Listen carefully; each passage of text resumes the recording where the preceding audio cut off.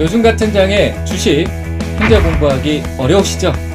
여러분들의 투자 계좌비 주식 챔피언이 준비했습니다. 주식을 더욱 손쉽게 주식 챔피언 챔피언 아카데미. 생각을 바꿔야 수익이 보인다. 문현진의 역발상 투자. 저 문현진과 함께하세요. 언제까지 주식 초보 소리 들으실 건가요? 주식 초보님들을 고수의 길로 안내하겠습니다. 저 황명 멘토와 함께 하시죠. 투자 원칙이 있어야 길이 보입니다. 매수매도 잘하는 방법 제가 전해드리겠습니다. 저 김도호와 함께하세요. 제가 이렇게 힘든 시장에 여러분들한테 조금이나마 도움이 될 수 있게 주식을 잘 사고 잘 파는 방법에 대해서 그래서 이번에는 좀 엑기스만 빼서 실전 쪽에만 맞게끔 하려고 그래요. 어려운 거 할 거 없잖아. 이거만 하면 되잖아. 비법들만 가지고 매매하면 돼요. 또 듣고 하면 귀가 뻥 뚫려요. 개구개굴 팍팍! 홈페이지와 핸드폰 어플리케이션 어디서든 함께할 수 있습니다.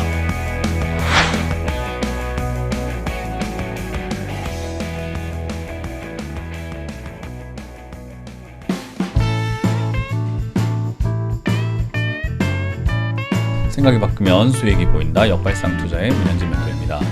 자, 오늘도 많은 종목들이 급등을 하고 많은 종목들이 급락을 하고 있는데 뭐 이런 과정에서 우리가 가야 할 길 상한가에 들어간 종목들 체크해 보면 답이 나오겠죠. 도움되신다면 좋아요와 구독 그리고 알람 설정까지 반드시 부탁드리면서 바로 출발을 해보도록 하겠습니다. 자, 그리고 공식 텔레그램 생긴 거 알고 계시죠? 여러분들 주챔 공식 텔레그램 지금 나오고 있는 QR코드 찍으셔가지고 각종 정보, 이벤트들 이런 것들 여러분들이 또 알아가실 수 있기 때문에 꼭 등록을 하셔가지고 참여하시길 바라겠습니다. 자, 일단 오늘 시장을 먼저 체크 한번 해보게 되면은 시장 빠지고 있습니다. 뭐 좋을 거 당연히 없는 시장이죠. 그래서 지금은 밀리고 있다 생각하시면 되고, 뭐 금리 인상뿐만 아니라 지금 이제 뭐 PPI 지수, 이제 미국 물가죠. 제조 물가 지수가 지금은 또 상당히 올라와 있단 말이죠. 뭐 둔화가 되고 있지 않기 때문에 금리 인상에 대한 우려감들이 이제 현실로 계속해서 나오고 있는 것 같아요. 이제 오늘은 또 CPI 지수가 발표가 될 텐데 뭐 그것도 둔화가 되지 않는다면은 좀 이렇게 가파른 금리 인상은 피해갈 수가 없지 않을까 싶네요. 어쨌든 금리 인상 효과가 미미하기 때문에 더 가파른 긴축을 할 것 같습니다. 사실은 물가 잡기 위해서 금리 인상을 하고 말고 이런 거는 뭐 확실한 해결책이다라고 말하기는 조금 힘들어요. 근데 어찌됐든 이제 그런 내용들을 통해서 물가를 잡는다는 게 좀 웃기긴 해요. 원래는 수요 공급을 건드려야 되는데 지금은 이제 연준이라던가 뭐 중앙은행에서 할 수 있는 것은 통화 정책밖에 없는 거거든요. 그래서 이제 그런 내용들이 결국 또 주가가 올라가고 내려가고 하는데 영향을 줄 수밖에 없고 사실 금리를 계속 올린다고 해서 물가가 잡힐 것인가 사실 그렇지는 않을 것 같긴 해요. 어쨌든 돈의 가치를 끌어올리는 것이 최선의 방식이에요. 지금 어쩔 수 없는. 하지만 부작용이 있죠. 그래서 연준에서도 이런 이야기를 하는 거예요. 물가를 자꾸 잡기 위해서 금리를 올린다는 게 확실한 해결책은 아니지만 금리를 안 올렸을 때 생기는 그런 부작용들보단 낫다. 그런 이야기를 하는 것 같거든요. 그래서 일단 지금 당장은 사실 뭐 주가가 올라갈 만한 그런 분위기는 아닌 것 같습니다. 결국은 밑으로 크게 빠질 가능성이 높은 거고 당연히 이제 코스닥 같은 경우가 밑으로 이렇게 저점을 깨면서 무너지는 형태가 나오게 되면서요. 추가 하락 가능성은 여전히 열려 있는 것 같습니다. 자, 어찌됐든 중소형주들의 하락 이런 것들이 우리 계좌에는 훨씬 더 와닿을 수밖에 없는 그런 내용이 될 것 같은데 뭐 별 수 없는 것 같죠. 뭐 그럼에도 불구하고 오늘은 상한가에 들어간 종목이 있는데요. 체크를 한번 해보게 되면은 일단은 네 종목이 상한가에 들어가 있네요. 특히나 신라젠이 눈에 띄죠. 신라젠 같은 경우는 이제 거래 정지가 풀리면서 상한가에 들어간 거기 때문에 여러분들 체크하시면 되겠고 바이오로그 디바이스, 네오팩트 2% 2000 이런 것까지 상승세가 보여지고 있습니다. 그리고 10% 이상 올라오고 있는 기업들은 뭐 IMBC부터 해서 많은 기업들이 N자 반등으로 뛰어오르고 있는 기업들, 급락했던 기업들 중에서 과대 낙폭주들이 올라오고 있는데 뭐 좋은 시장은 아닌 것 같죠. 자, 그리고 10% 이하로 빠지고 있는 기업들도 굉장히 많네요. 여전히 재무제표가 좀 좋지 못한 기업들부터 해서 단기 급등을 했던 기업들이 밀리고 있는 것 같습니다. 그래서 이런 기업들은 여러분들이 투자하시는데 좀 조심해야 된다. 그래서 기본적인 재무제표는 조금 보시는 것이 투자할 때 도움이 될 것 같습니다. 자, 일단 오늘 먼저 올라온 상한가에 들어온 바이오로그 디바이스부터 살펴보게 되면요. 요거는 이제 스마트폰 카메라 모듈 그런 것들을 만드는 회사라고 보시면 되는데 뉴스가 있는지 한번 보도록 할까요? 일단은 바이오로그 디바이스가 셀바시온, 코빅실 중남미 판매에 승인받았다라고 하는데 셀바시온이라는 회사가 코빅실이라고 하는 약을 중남미에 판매 승인받았다라는 거죠. 거기에 이제 투자를 했다라는 이야기 때문에 급등이 나온 겁니다. 좀 말이 안 되고 웃긴 이야기죠. 그래서 뭐 답도 없는 기업이 그냥 저런 이슈 그냥 하나 이용해가지고 주가 단기 급등시켜 놓는 그런 모습인 것 같습니다. 딱히 매력적인 기업은 아니고요. 이렇게 올라올 만한 기업도 아니고 투자사로 부각이 됐다라는 것도 되게 웃긴 거예요. 그래서 요거는 좀 속으면 안 되는 이런 거에 절대로 속으면 안 됩니다. 요즘에 테마주들이 너무 많다 보니까 어떻게든 간에 한번 엮어보려고 노력을 하는 것 같아요. 그러니까 너도 나도 그런 거 있잖아요. 우리 막 뭐가 유행하기 시작하면 너도 따라 나오고 얘도 따라하고 쟤도 따라하는 약간 유행 같은 거거든요. 그래서 이제 그런 것 때문에 올라오고 있기 때문에 조금은 여러분들 조심하시고 1,400원대에서 정리하시는 것을 목표로 잡으시면 되겠습니다. 자, 그리고 신라젠 상한가에 들어가 있습니다. 신라젠 같은 경우도 거래 정지가 거의 근 2년 동안 되어 있다가 풀렸기 때문에요. 이제 기대감들이 형성될 수밖에 없겠죠. 특히나 들고 계셨던 분들 고생을 많이 하셨는데 탈출할 수 있는 그런 기회가 생긴 것 같아요. 그럼 여기서 계속해서 올라갈 수 있나라고 하면 그건 좀 힘들 것 같고 좀 제 생각에는 자리를 좀 잡고 움직일 것 같아요.